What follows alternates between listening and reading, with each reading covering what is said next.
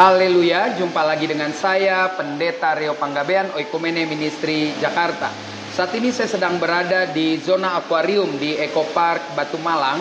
Dan melihat latar belakang yang keren ini, saya jadi mau sharing firman Tuhan. Kebenaran firman Tuhan hari ini terambil dari kitab Matius pasal 21 ayat 23 dan 24. Ketika orang-orang mempertanyakan kuasa yang Tuhan Yesus berikan di dalam pelayanannya.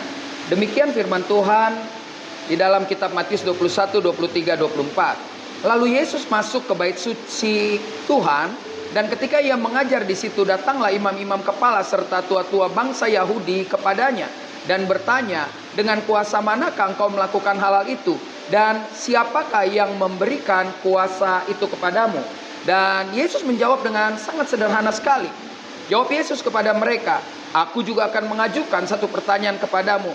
Jikalau kamu memberi jawab kepadaku, aku akan mengatakan juga kepadamu dengan kuasa manakah aku melakukan hal itu. Saya tertarik sekali dengan dialog ini jika terjadi dalam hidup saya dan hidup saudara. Yesus ditanya dengan kuasa apa dia melakukan pelayanan, melakukan tanda-tanda yang mengherankan yang belum pernah ada ditampilkan di dalam kehidupan masyarakat Israel.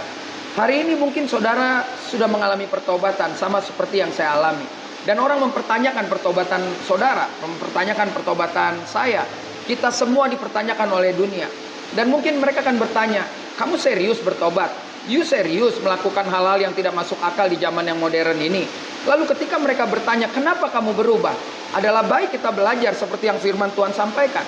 Mari kita bertanya ulang kepada mereka. Kalau you meragukan pertobatan saya, menurut Anda, dengan kuasa apa saya bisa berubah? Dan kita menunggu jawaban dia. Kalau mereka menjawab, ya saya nggak tahu kuasa apa, tetapi sejak saya lihat kamu bergaul dengan orang-orang percaya, kamu aktif di gereja, kamu menyerahkan hidupmu kepada Tuhan, saya melihat ada sesuatu perubahan. Dan itulah kuasa yang mengubah kehidupan saya dan saudara.